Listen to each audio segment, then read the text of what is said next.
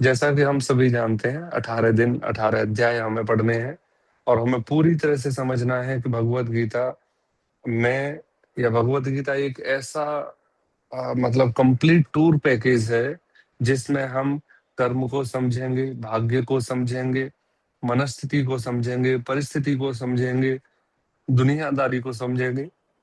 तो जैसे कई देशों का एक कंप्लीट टूर पैकेज होता है ना, ऐसा ही है बिल्कुल। आपको आनंद आएगा ही आएगा, ये गारंटी है। पर शर्त एक है, आपको अपनी चेतना पूरी केंद्रित रखनी है। ठीक है।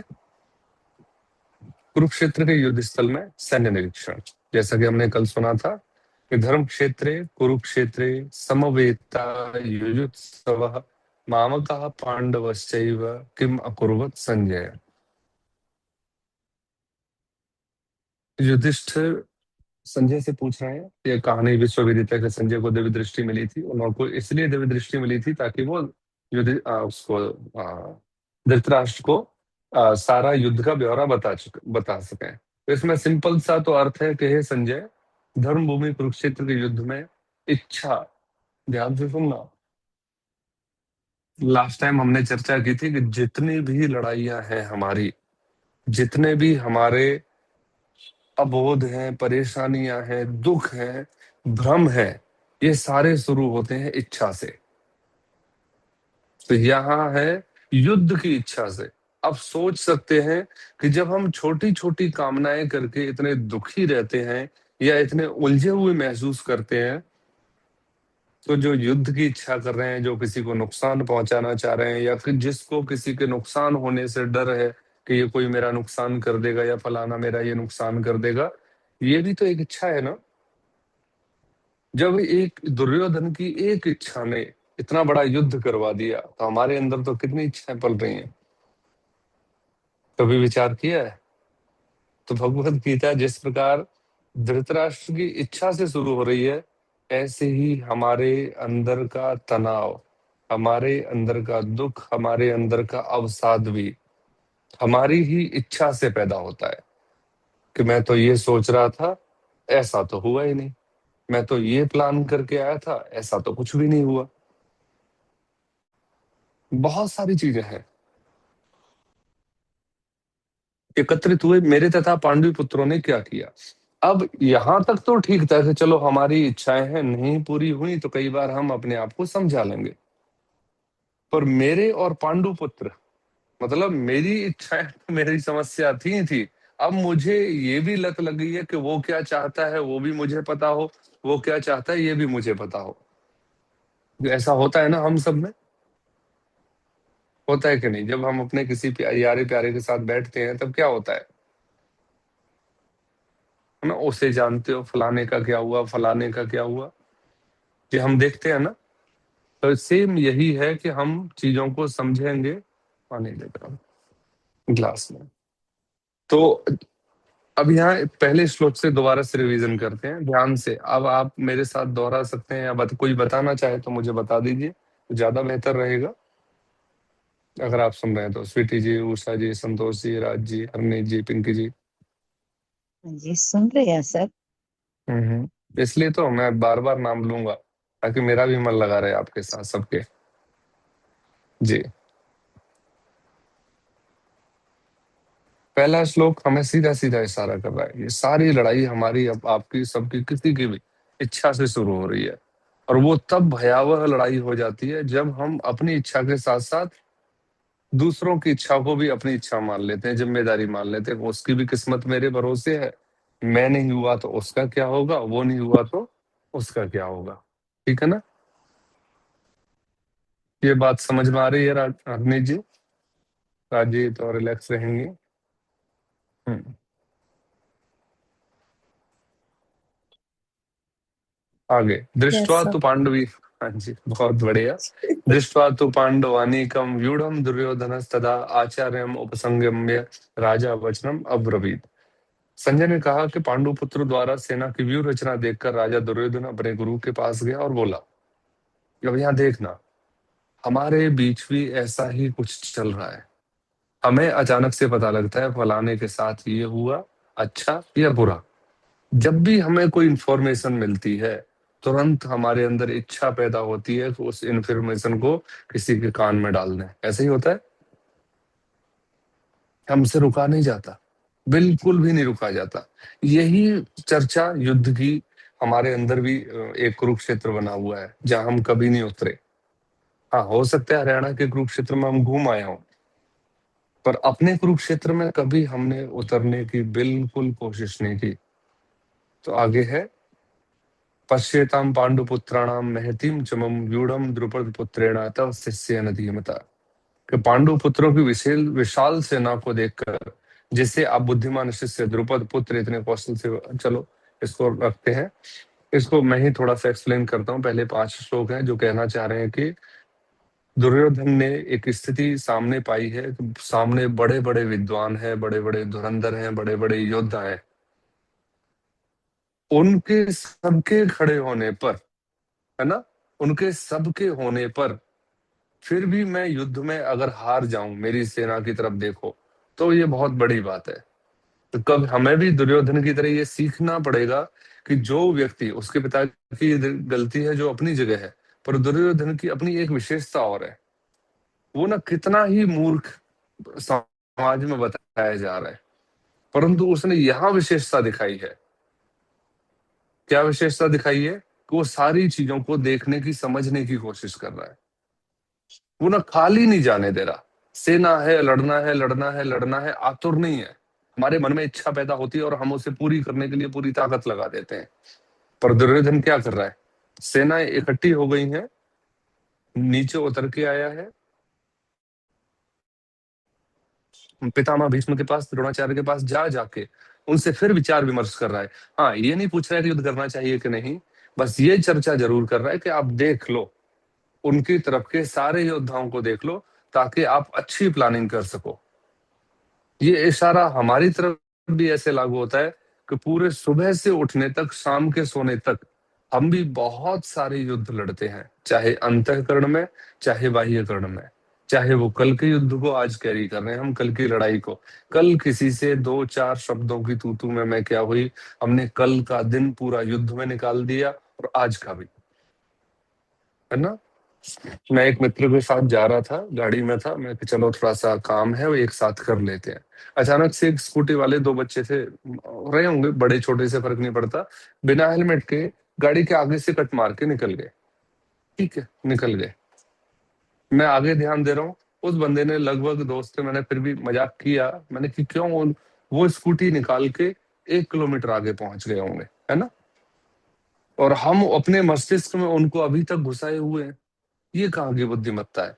अरे तुम भी टीचर हो, मैं भी टीचर हूँ, कुछ नई चर्चा करेंगे, आध्यात्मिक चर्चा करेंगे, इनका क्या है? तो हमारे मन में जो घटना नहीं भी घटी ना, हम उसको भी घटा के अपने आप को व्याकुल करते रहते हैं। ठीक है ना, यही अर्जुन का हाल हुआ है। उसने देखा कि मैंने अपने बंधु बांधवों को, सगे संबंधियों को मार दिया है, मार दिया तो एकदम सरेंडर कर गया, बीमार हो गया। तभी तो भगवान श्री कृष्ण को गीता कहनी पड़ी। तो आगे आया है कि यहाँ पहले पहले अध्याय में जितने भी योद्धा हैं सबका परिचय चल रहा है। जितने भी योद्धा हैं, कि द्रुपद है, भीष्म है, द्रोण है, कर्ण है, सात्यकी है ना, और 5 पांडवों की फिर एक एक करके चर्चा है, सबके लिए कहा गया है। तो आगे है, अन्य च बहवः शूराः मदर्ते त्यक्त जीवितः। अब ध्यान से समझना, बहुत प्यारा श्लोक है। कर तो संसार की बात रहा है, पर हमारे अंदर भी ये संसार मौजूद है। ऐसे अनेक वीर हैं जो मेरे लिए अपना जीवन त्याग करने के लिए उद्यत हैं। अब ये कौन कह रहा है? दुर्योधन। और दुर्योधन किसका प्रतीक है? अज्ञान का, है ना, कि चाहे कुछ हो जाए, मैं बिना युद्ध के सुई की नोक भी, नोक के बराबर भी जमीन नहीं दूंगा। अब इतनी अज्ञानता कि एक एक हट उससे नहीं छोड़ पा रहा है वो, है ना। छोटा सा हट होता है, बच्चा होता तो 2 मारते सीधे कर लेते। अब पर यहाँ दुर्योधन है, सम्राट है, वो देख सकता था, जान सकता था कि इतने योद्धाओं का श्रवण, वो मतलब मृत्यु का कारण क्यों बनाया जाए जब 5 गांव दिए जा सकते हैं तो। परंतु वो हट था, हमारे अंदर भी क्या ऐसा हट है? एक बार सोच के देखो, कौन कौन सा हट ऐसा हमारे अंदर हो सकता है? बताओ, कोई भी एक हट बताओ। हो सकता है आपके बोलने से मुझे याद आ जाए कि हट मेरे अंदर भी है क्या। जैसे बार बार एक ही चीज को पकड़ के बैठ जाना, ये सबसे बड़ा हट है ना? किस चीज का है?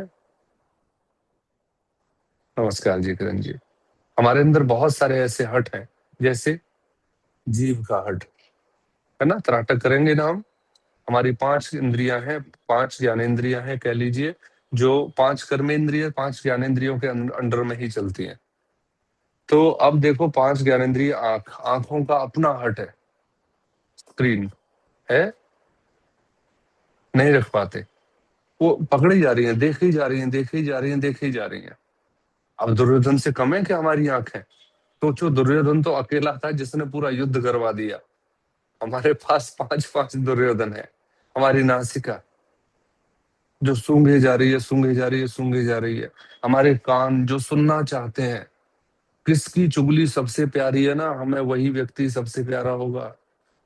देख लो, जिसकी लाइन सबसे बढ़िया, जो सबसे ज्यादा खबर देगा चटपटी लगा के, है ना? तो ये हमारे कानों का दुर्योधन बना हुआ है, हमारी जिह्वा का दुर्योधन बना हुआ है।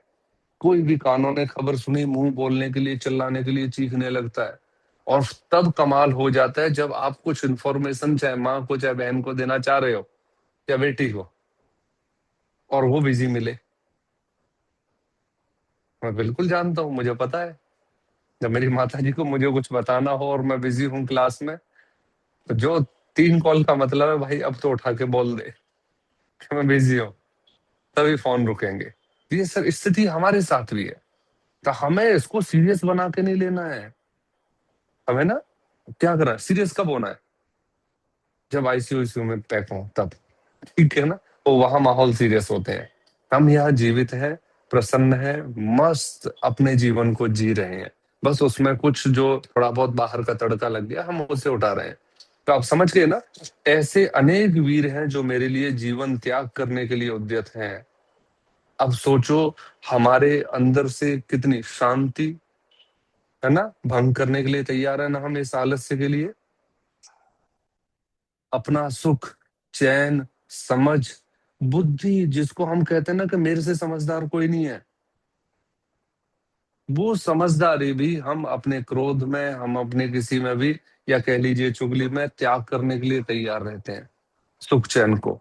तो हमारे अंदर भी एक दुर्योधन मौजूद है जो अनेकों अनेक रूप लिए रहता है। ठीक है? वे विविध प्रकार के हथियारों से सुसज्जित हैं। ऊपर से लो, हम अपने जीवन को 99% तो आ, गड्ढे में डाल ही रहे हैं बिना आध्यात्मिक चिंतन के।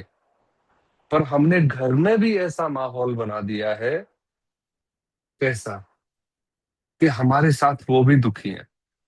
और यह समझना पड़ेगा, व्यक्ति कभी भी अपने दुख के साथ दुखी नहीं होता। दोनों ही लाइनें हैं, है ना? हम अपने दुख से, व्यक्ति अपने दुख से दुखी नहीं है जितना, थोड़ा फिलिंदा ब्लैंक्स कर दिया करो, दूसरे के सुख से। है ना? पर इसको थोड़ा सा इसमें थोड़ा नमक मिर्च लगाते हैं। व्यक्ति अपने दुख से दुखी नहीं है, अगर अपने परिवार के किसी सदस्य पर दुख है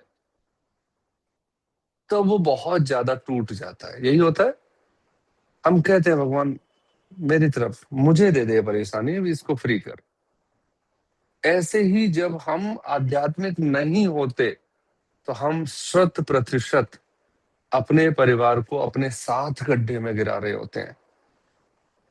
मैंने किसी मोटिवेशनल स्पीकर की एक लाइन सुनी थी कि अपने परिवार में कोई एक व्यक्ति ऐसा होता है जो पूरे परिवार को ऊंचाई की ओर ले जाता है, पुरानी बेड़ियों को तोड़ता है, गरीबी की बेड़ियों बेड़ियों को तोड़ता है, या अशिक्षा की बेड़ियों को तोड़ता है, और वो पूरे परिवार को शिक्षित बनाने का कार्य करता है। उसके बाद की सारी पीढ़ियां पड़ती हैं फिर, है ना? मैं कहता हूं आध्यात्म में ये 100% है। पैसे में, शिक्षा में शायद हो सकता है, पर आध्यात्म में 100% है कि अगर हमारे परिवार का कोई भी एक सदस्य अगर आध्यात्म के रास्ते पर आ गया तो फिर बाकी का परिवार आएगा ही आएगा। सर इसलिए हम ये आध्यात्मिक क्या होता है सर? आध्यात्मिक वही स्पिरिचुअलिटी, जिसको हम इंग्लिश में अच्छा। स्पिरिचुअलिटी कह देते हैं, ओके। आध्यात्मिकता कहते हैं इसे, है ना। भाव है, मतलब प्रसन्नता का भाव, 24/7 अपने आप में मस्त रहना। अब अपने आप में मस्त रहने का मतलब मस्त राम मस्ती में वो क्या है, आग लगे चाहे बस्ती में वाला मस्ती नहीं है। मस्ती का मतलब है कि आपकी अपनी ऊर्जा संग्रहित रहे और अपनी ऊर्जा का संतुलन, उसके साथ साथ हम दूसरे की ऊर्जा का भी संतुलन का कारण बने। ठीक है ना। तो आइए, तो अब हमें समझ में आ रहा है ना कि भगवत गीता कितना गहरा इशारा करती है, और इसी इशारे की तरफ हमें दौड़ते चलना है, समझना है, सारे इशारे समझने हैं। कई बार लगेगा बस ना, हमें इतने प्रयास करते हो ना, एक छोटी सी गाड़ी लेनी हो, एक छोटी सी ड्रेस लेनी हो, हम कितने शोरूम में घुस जाते हैं ना, और कितने शोरूम वालों के कपड़े पूरे नीचे, अब फिर भी चल देते हैं, नहीं पसंद आया। अब यहाँ वो सारे नियम लागू करने हैं, जितना नुकसान हमारी आदतों ने संसार में करवाया है, उतना उन आदतों से पूरा वसूल करो भगवत गीता पढ़ के। नहीं छोड़ते ना, जब तक आपको अपनी पसंद की ड्रेस नहीं मिल जाए तब तक आप दुकान नहीं छोड़ते या मार्केट नहीं छोड़ते। यही है। आज जब तक आपको भगवत गीता का रस मिलने न लग जाए तब तक ये दुकान उठनी नहीं चाहिए, ये क्रम टूटना नहीं चाहिए। जरूर याद रखना। राजी कुछ कहना चाह रही हैं? नहीं सर, वीडियो ऑन करना है मुझे। अच्छा अच्छा, कोई बात नहीं, आप कोशिश करते रहिए। सर नहीं हो रहा मुझसे। कोई बात नहीं, कोई बात नहीं, हो जाएगा। देखो एक वीडियो सा बना होगा। सर अब मैंने यहाँ वो आता कर है, लिया। अब स्थिति आ गई है युद्ध की, है ना। अंधेरा है राजी, वीडियो ऑन है आपका। अब स्थिति आ गई है कि युद्ध की तैयारियां हो चुकी हैं। दुर्योधन ने अपनी सेना को देख लिया है, अर्जुन ने अपनी सेना को देख लिया है। दोनों को देखने के बाद भगवान श्री कृष्ण और ये सब लोगों ने अपने अपने शंख उठाए हैं। अब यहाँ बहुत बड़ी बात है, अर्जुन का अपना शंख, भगवान श्री कृष्ण का अपना, युधिष्ठिर, पांचों पांडवों का अपना, कृष्ण का अपना, दुर्योधन का अपना, कर्ण का अपना, सात्विकी का अपना, इनके सबके अपने अपने शंख हैं। जैसे कृष्ण ने अपना शंख पांचजन्य, अर्जुन ने देवदत्त, और भीम ने पौंड्र, और इस तरह से बता रखे हैं ना। ऐसे ही हमारी भी अपनी अपनी बुद्धि के छल के या बल के लेवल है।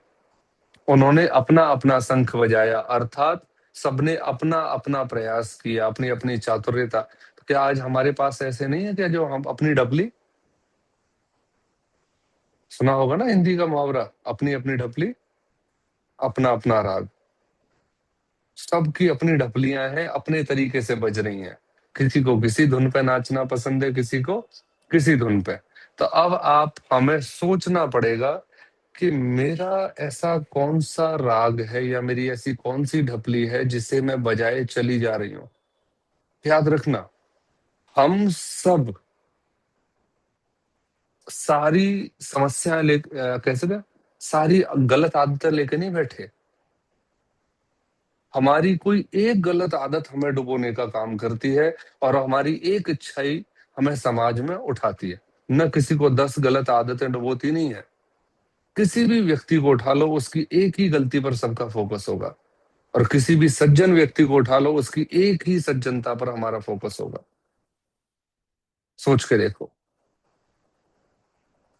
है ना। किसी को भी उठा लो, अपने परिवार के सदस्यों को गिनना शुरू करो, उसको जब से बचपन से लेके आज तक आपको उसी नाम से बुलाया जाता होगा जो बचपन में लिया गया होगा। ये तो खाती बहुत है ना, ऐसा कुछ कहते हैं ना। चाहे कितने ही बड़े हो जाओ, अब आपका नाम खाने वाला पड़ गया तो पड़ गया, ये तो रोती रहती है ना। इसे तो कुछ भी कह लो। सेम यहाँ भी यही इशारा है कि अपनी उस एक आदत को पहचानो। अब वो तो सामाजिकता के लिए एग्जाम्पल दिया है, पर मेरी एक आदत है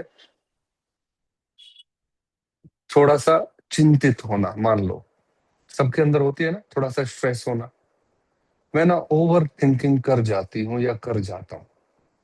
मुझे पता है ये पूर्वम विधिना ललाट लिखितुम, जो प्रकृति ने मेरे लिए प्लान कर रखा है होना वही है।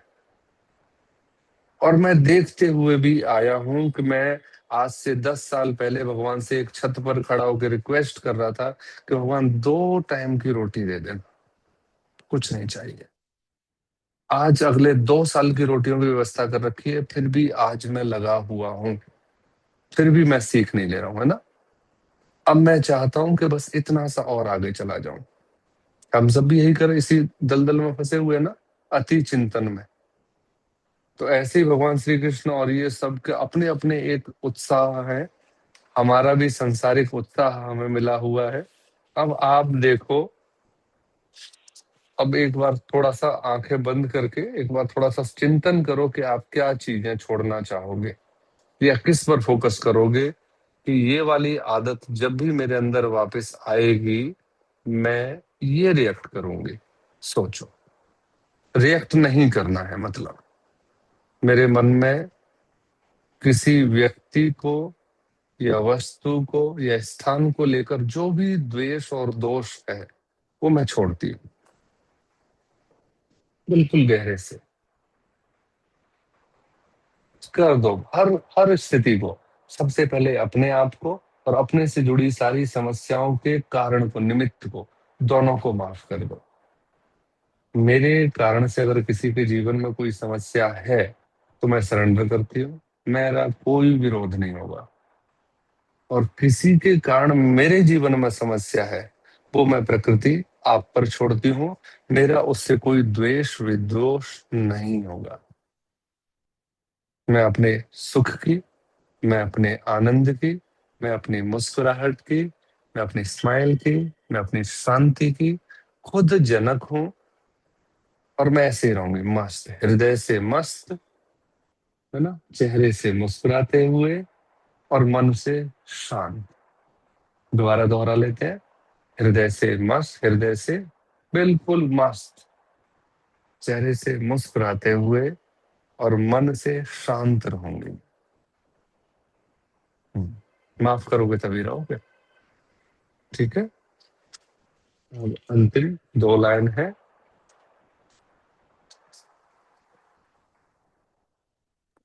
सर हमको तो नहीं भगवत गीता खोलना? हाँ जी, नहीं नहीं, आपको नहीं खोलनी है, आप खोलोगे तो फंस जाओगे, फिर ठीक। अर्थ का अनर्थ दाएं बाएं निकल जाएगा, है ना। अभी थोड़ी सी जिम्मेदारी आपने मुझे सौंपी है तो मैं ही कर लेता हूँ, नहीं तो आप कुछ पढ़ोगे फिर शब्द पूछोगे। चलो, हम पढ़ेंगे इसमें नहीं, है, फॉलो करेंगे। हाँ बस आपको पुनः क्या घटने देना है, ठीक है ना। मैं भी कोई शब्द चूज करके नहीं लाया, कोई शब्द चूज नहीं किए। सुबह पढ़ रहा था इसका अलग अर्थ था, दोपहर को मैंने सोचा थोड़ा देख लेता हूँ, फिर दूसरा अर्थ, और अभी बैठ रहा हूँ कुछ तीसरा ही निकल रहा है। तो ये तो व्यवस्था है, ये बांसुरी बज रही है, कौन सी ताल कौन सी लय बजेगी हमें नहीं पता, ठीक है ना। कौन से शब्द आप तक पहुंचेंगे, तो बस वो आपके अपने तक पहुंचने वाले शब्द होंगे, इसलिए वही पहुंचेंगे। तो मैं भी कोई चिंतन स्ट्रेस नहीं ले रहा हूं मैं, है ना। एक एक श्लोक और था। हाँ, अब जब इतनी समस्याएं भगवत गीता में हम पढ़ रहे हैं, अपने जीवन में हम देख रहे हैं कि हर समय कोई ना कोई छोटी से छोटी चिंता लगी हुई है। जैसे, ध्यान से सुनना, सुबह उठते हैं, सुबह उठना तो छोड़ो, शाम को अभी सोएंगे तो कल सुबह की चिंता होगी, सुबह उठने की होगी कि नहीं होगी। सुबह उठेंगे तो जो कल सर के अब काम नहीं, अब नहीं होती। अब हाँ नहीं होती है, तो आप हमारे लिए प्रेरणा स्रोत है। आपको देखना है संतोष जी के जीवन से, और ये सौभाग्य है कि हम सब यहाँ ना बहुत एक वो आपने सुना होगा डीलक्स थाली है, यहाँ सारे टेस्ट बैठे हैं, सब के सब, एक पूरा अनुभव संतोष जी, एक पूरा आधार पिंकी जी, एक पूरी मुस्कुराहट किरण जी, है ना। एक पूरी उद्विग्नता, हरनेश जी, हम और आप दोनों ही।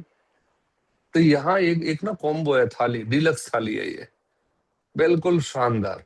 जब जिसमें से चाहेगा उसी में से निकाल के टेस्ट ले लेंगे।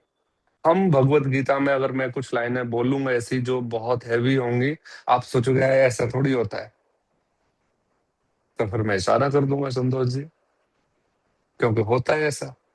अब टेस्ट में अब सब कुछ रखा हुआ है ना मेरे पास। अगर आप मुझसे कहोगे ना कि मीठे का स्वाद बता, मैं बता दूंगा आज, क्योंकि मेरे पास मीठा है। ठीक है, तो अभी है कि हम अगर पूरा जीवन, पूरा दिन देखें, तो अपनी अपनी चिंता में, करियर की चिंता में, बिजनेस की चिंता में, कमाने की चिंता में, खाने की चिंता में, शरीर की चिंता में, हमारे साथ लाखों चिंताएं लगी हुई है ना। बालों की चिंताएं, कपड़ों की चिंताएं, कम फिटिंग हो गई, ज्यादा फिटिंग हो गई है, आज नींद नहीं आई है, ये सपना क्यों आया, इसका क्या मतलब है। कुछ नहीं है तो ऐसे ही उड़ते तीर पकड़ रहे हैं हम। वैसे ही सपना आया रात को, सुबह उठ गए हो, थैंक यू करने के बजाय हम चैट जीपीटी में, मेरे पास मैसेज आता है कई बार, तो सर आज सपने में ये देखा। मैं कहा ठीक है, अच्छी बात है, अब कल दूसरा सपना देखना है, इसमें बुराई क्या है, इसमें तो दुखी होने वाली तो कोई बात नहीं है ना। और भगवान से प्रार्थना करो कि अगली बार सपना वही दिखाना जो मैं चाहती हूँ, तो और थोड़ा मजा आएगा। तो जो भी दुनिया में घट रहा है उसे अपने हिसाब से आनंद में बदल लो, पर नहीं हम चिंता में बदलना हमें बहुत बखूबी आता है। तो यहाँ भी बस यही कहा जा रहा है कि युद्ध भूमि में इस प्रकार कहकर, मतलब इस तरह अगर हमने जीवन के दुख को देखकर हटाना शुरू कर दिया है ना, इतने ज्यादा दुख जीवन में देख लिए, इसलिए हम आज यहाँ इकट्ठे हैं। नहीं इकट्ठे होते, सब कुछ बढ़िया चल रहा होता हरनेश जी, है ना पिंकी जी, कोई कमी नहीं होती जीवन में, क्योंकि उस कमी ने ही हमें सोचने पर मजबूर किया है। और हम सब जीवन में कुछ ना कुछ खो के, कुछ ना कुछ तोड़ के, कुछ ना कुछ बिगाड़ के ही हम स्थिर हुए हैं। तब पता लगा है स्थिरता के बाद बिगड़ना टूटना कुछ नहीं है। तो ऐसे अर्जुन की अब यही हालत है जो हमारी है, शांति है नहीं और कर कुछ सकते नहीं, सुकून नहीं है। जीवन जीना ही पड़ेगा, कमाने के लिए निकलना ही पड़ेगा, सारे काम करने ही पड़ेंगे, ठीक है, फिर भी सुकून कहाँ से लेके आए। तब यह है कि उसने अपना धनुष, अब यहाँ हमें सोचना है, क्या कभी हमने इतना सरेंडर किया है, बिल्कुल रो पड़े हों, आंखें गीली हो गई हों, किसी से शेयर नहीं किया, बस प्रकृति को कभी ऐसे सौंपा है अपने आप को, धनुष एक तरफ रख दिया, धनुष बाण एक तरफ रख दिए, शोक संतप्त चित्त के साथ रथ में आसन लगाकर बैठ गया। ये है पहला अध्याय। आज हमें सच में प्रकृति से बात करना सीखना है, ठीक है।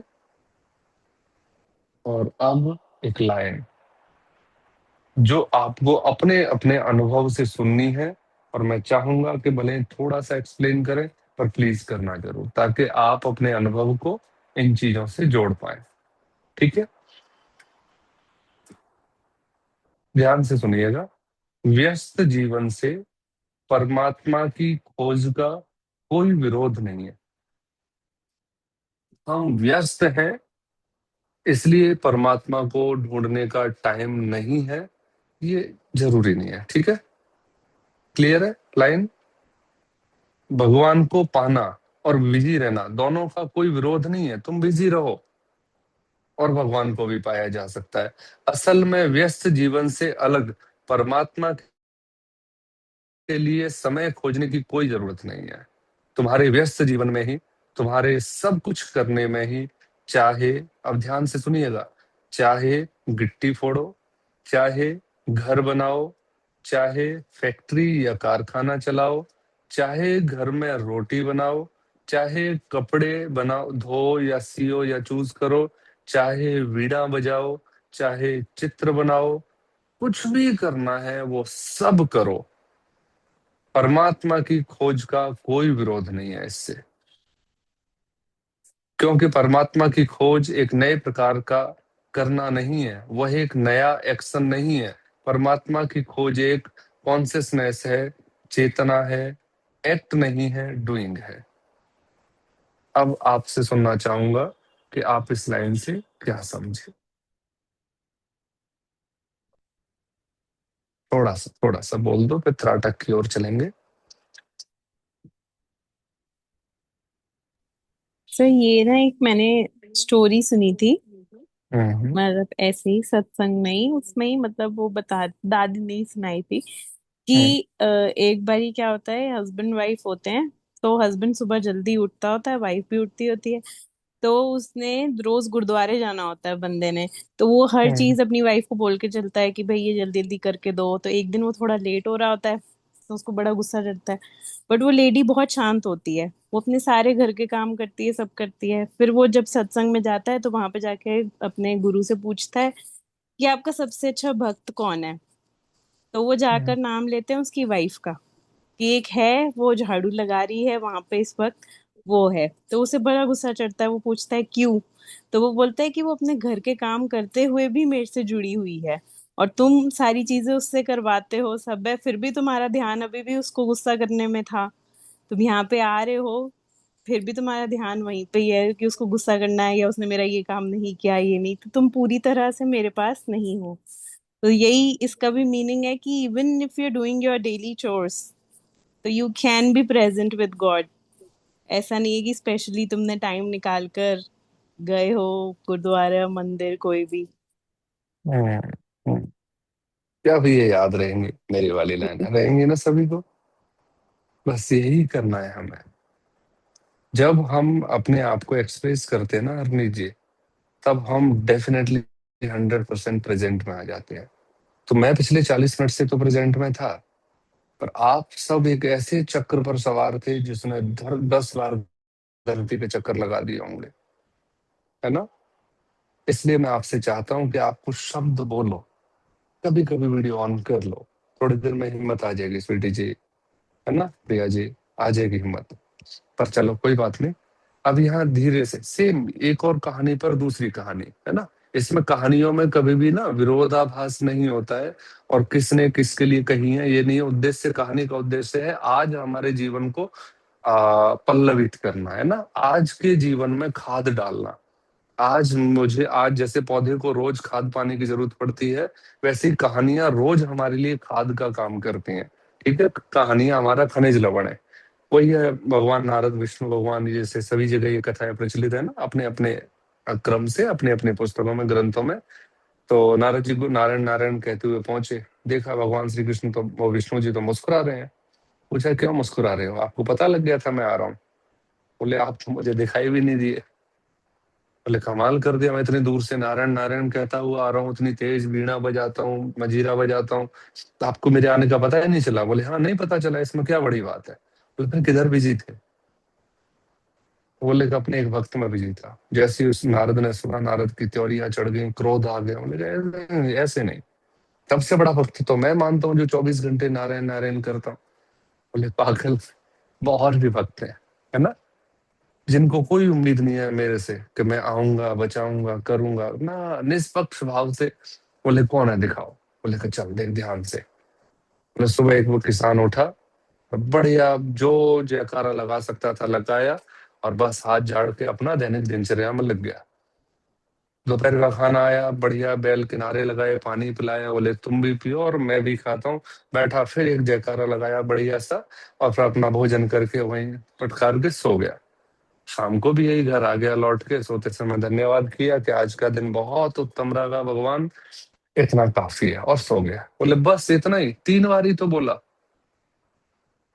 बोले नारद, इसने बोला 3 बार, पर पूरी तरह से बोला। तुम्हारे नारायण में 3-4 तो चालें छिपी रहती हैं, हमारे दान में स्वार्थ छिपा हुआ है, हमारे किसी अच्छे काम में नाम पाने की इच्छा छुपी हुई है। हम कितने अंदर हैं और बाहर कितने, हमें जानते हैं, हम सभी जानते हैं अपने हृदय को।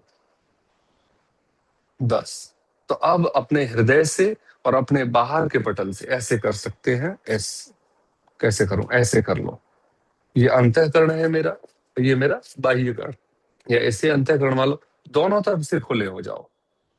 कोई जरूरत नहीं है अपने आप को ढकने की, अपने आप को प्रिटेंड करने की, जिस दिन से आपने प्रिटेंड करना बंद कर दिया उसी समय से आध्यात्म की घटना घट जाएगी, है ना। तो आइए, सच में मेरा मेरा अंतःकरण आपको सच में पैर छूकर नमस्कार करना चाहता है कि आपके कारण या प्रकृति ने जो ये व्यवस्था बनाई है, इस व्यवस्था में आप सबने शामिल होकर इसे आज ही घटने दिया, है ना। नहीं तो कोई एक एब्सेंट रहता, ये प्रकृति घटना नहीं घटती। तो ये घटनाएं घटी, आप सबने घटवाई, इसके लिए सच में सहयोग है और त्राटक की तैयारी करते हैं। अब हमारा पूरा शरीर का तल यहाँ उपस्थित है। अब त्राटक करके हम अपने प्रारब्ध को सटीक करेंगे और दग्ध करेंगे, ठीक है। अपने सारे डर को विदा कर देना। त्राटक का कार्य ही है हमारे अचेतन मन को बिल्कुल साफ करना, और अचेतन मन हमारी मेमोरी है, स्टोरेज है, जो बचा के रखता है हमारे लिए पाप पुण्य। अब हमें कुछ नहीं चाहिए। ओके, चलिए रिलैक्स होके बैठ जाइए, जला लीजिए। जो भी प्रकाश है, प्रकाश जरूर, त्राटक जरूर कीजिएगा। जो भी वीडियो ऑफ करके बैठे हैं ना, कुछ भी करो, मोबाइल की लाइट जला लीजिए, कुछ भी कीजिए। हाँ जी, So I need to ask something. हाँ जी, हाँ जी, प्लीज पूछिए। Please, when we started with Gita, you said that we all should become like Arjun. So whereas Arjun himself depends upon Lord Krishna, so why did you ask us to become Arjun when he himself has no vision of himself? So what was the reason for क्योंकि it? Arjun, मेरा अर्जुन बनाने से मतलब ये नहीं था कि आपको बिल्कुल अर्जुन बनना है। अर्जुन से मतलब है मेरा कि जैसे अर्जुन जानना चाह रहा है ना, उसके अंदर जानने की इतनी ज्यादा इच्छा है। नहीं तो वो था भगवान श्री कृष्ण के साथ तो कब से नहीं था। दोनों सखा थे, दोस्त थे, कहीं पेड़ के नीचे बैठ के वैसे ही डिस्कशन कर लेते। परंतु जानने की इच्छा तो अब पैदा हुई है ना, इसलिए अब हम पूरी तरह से अर्जुन बन जाते हैं, ताकि भगवत गीता रूपी जो कृष्ण है उस वो हम पूरा उसे समझ सके, ठीक है। तो अर्जुन से मतलब है ऐसा व्यक्ति जो बस अब अपने बारे में जानना चाहता है, अब कोई नॉलेज नहीं चाहता, संसार नहीं जानना चाहता, संसार का जी के नहीं जानना चाहता, संसार का भूगोल भूगोल नहीं जानना चाहता, है ना। किसी व्यक्ति का पद नहीं जानना चाहता, किसी व्यक्ति की पहचान नहीं चाहता। बस वो चाहता है अर्जुन कि प्रभु बस मुझे मेरे बारे में समझा दो।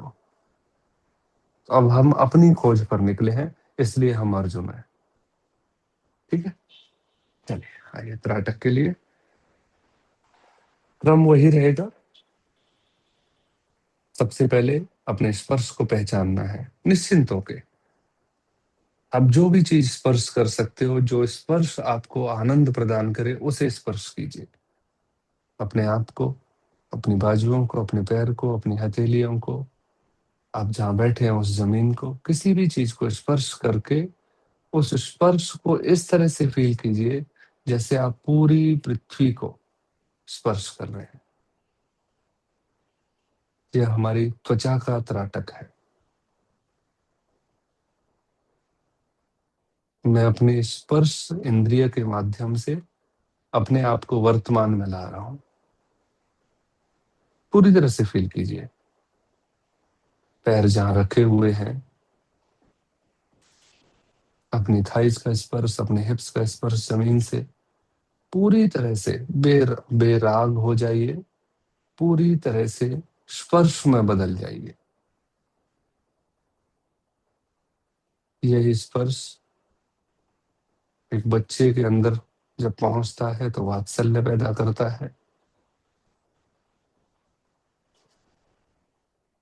यही स्पर्श जब संसार में अलग अलग रिश्तों में बदलता है तो एक अलग अलग आनंद पैदा करता है। अब हमारी स्पर्श इंद्रिय, ये जो हमारी त्वचा है, स्किन है, ये हमारे ज्ञान का बहुत बड़ा कारण है। आइए इस स्पर्श भावना को स्ट्रॉन्ग करते हैं। ऐसा कोई कार्य,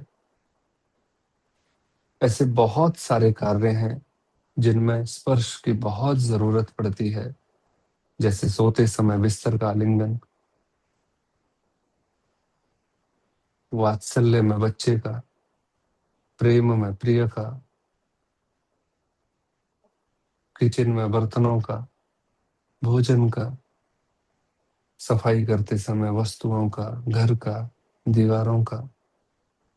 तो बस आगे से जब भी किसी भी वस्तु, व्यक्ति, स्थान का स्पर्श करें तो बस खो जाएं, आनंद के साथ स्पर्श करें। चाहे कोई वस्तु अपने स्थान पर हो या न हो, चाहे कूड़ा ही क्यों न पड़ा हो, उसका स्पर्श बड़े आनंद के साथ करना है और श्रद्धा के साथ उसे डस्टबिन में डालना है।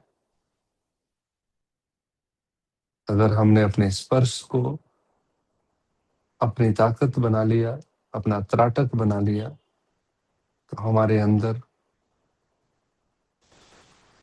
ज्ञान के और ध्यान के स्रोत खुल जाएंगे। आइए स्पर्श से कानों की ओर चलते हैं। देखिए कितने तरह की आवाजें सृष्टि में तैर रही हैं।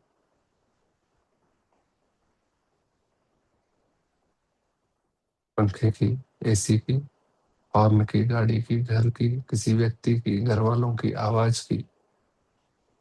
हर आवाज को त्राटक में बदलना है, सुनना है।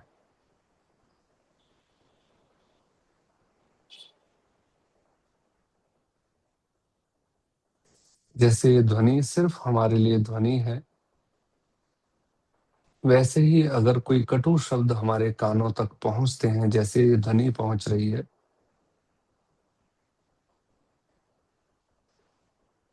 जैसे आसपास की आवाज मेरे अंदर कोई हलचल पैदा नहीं कर रही है,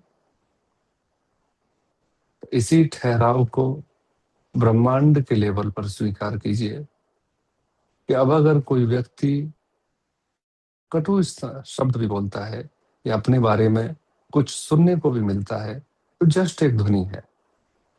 जैसे अभी हलचल नहीं हो रही है, कोई हलचल आगे भी नहीं होनी चाहिए। ये हमारे कानों का त्राटक है, नासिका का त्राटक। गहरी श्वास लीजिए, नाक से हवा स्पर्श करेगी, आप उसके श्वास के लेने और छोड़ने की गति को, शरीर के चेंजेस को पूरा फील कीजिए।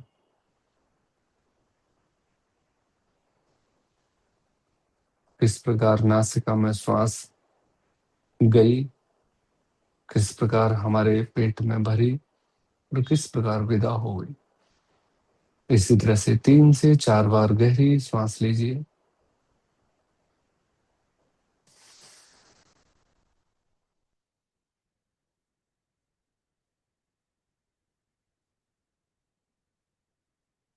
अब धीमे से आंखों की तरफ आएंगे, उसी श्रद्धा के साथ रोशनी को लगातार देखने का प्रयास करेंगे,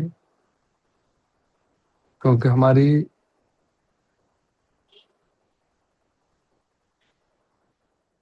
सबसे एक्टिव ज्ञानेंद्रिय है हमारे नेत्र, तो उसको सबसे ज्यादा समय देंगे।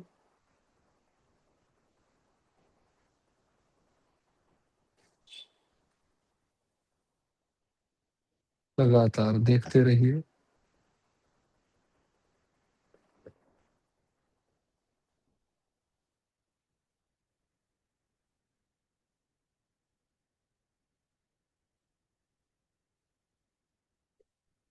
अगले 5 मिनट लगातार। अब हमें कान से कोई मतलब नहीं है, शरीर से मतलब नहीं है, सिर्फ आंखें और प्रकाश। विचार आते रहेंगे, जाते रहेंगे।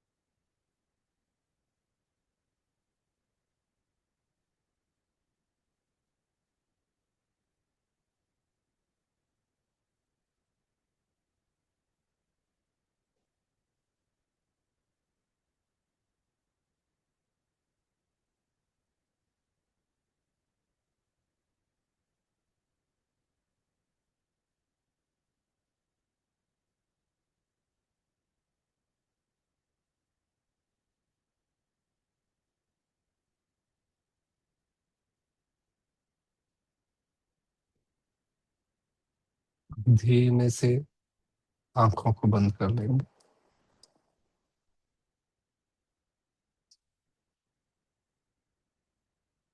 अब बस बिल्कुल शांत आंखें बंद की हैं अपने शरीर ने, मस्तिष्क जो कर रहा है करने देंगे। बस चेहरे का भाव बिल्कुल जीरो रहेगा।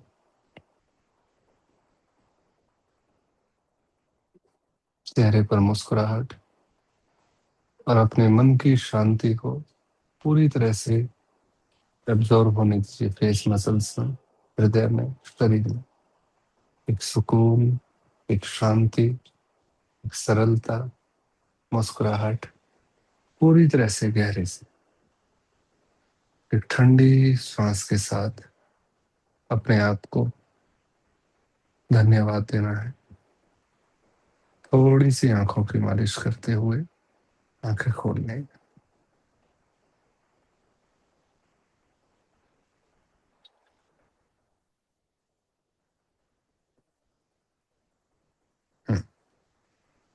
खोल लीजिए अच्छी तरह आंखों को और थोड़ी सी रोशनी कर लेंगे।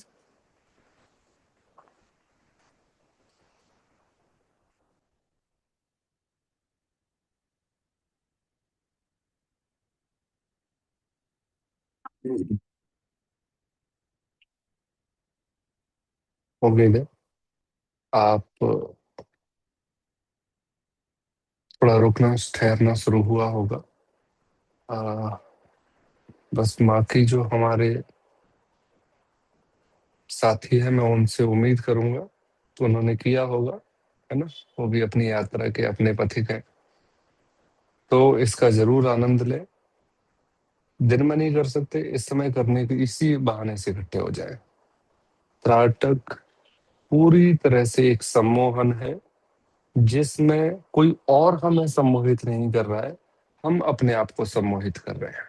ठीक है, अब तक हम जो बाहर के सम्मोहन में बंद थे, समझिएगा ध्यान से, हमारे ऊपर जो बाहर की दुनिया का इन्फ्लुएंस है, सम्मोहन है, वो अगर हटाना है तो त्राटक ही हटा सकता है। ये सच्चाई है। फिर हम अपने सम्मोहन में जाएंगे और फिर अपने सम्मोहन को आध्यात्मिक चर्चा से तोड़ लेंगे। पर जरूरी यात्रा यही है, क्योंकि एक सम्मोहन को अगर छोड़ दें और तुरंत मुक्ति मिले, ये संभव नहीं है। ठीक है ना। पहले एक सम्मोहन को तोड़ेंगे, दूसरा सम्मोहन दिखाकर, फिर दूसरे सम्मोहन को तोड़ेंगे, तीसरा सम्मोहन। और वो सम्मोहन नहीं होगा, वो मुक्ति होगी, वो सरलता होगी, वो प्रसन्नता होगी। ठीक है, तो उम्मीद है आपने आनंद लिया होगा। और आज हमारा पहला अध्याय जो भी याद रहा ठीक है, नहीं याद रहा कोई बात नहीं, हमारे संस्कार बने और यही संस्कार हमें आगे प्रेरित करेंगे। ठीक है, तो आज इतना ही रखते हैं। सच में दिल से बहुत बहुत बहुत साधुवाद, बहुत सारा प्यार, बहुत सारा थैंक यू। आप ऐसे ही उन्नति की ओर अग्रसर रहे। थैंक यू जी, नमस्कार। नमस्कार, थैंक यू सर। शुभ रात्रि। वेलकम, शुभ रात्रि जी, नमस्कार। Thank you, sir. वेलकम।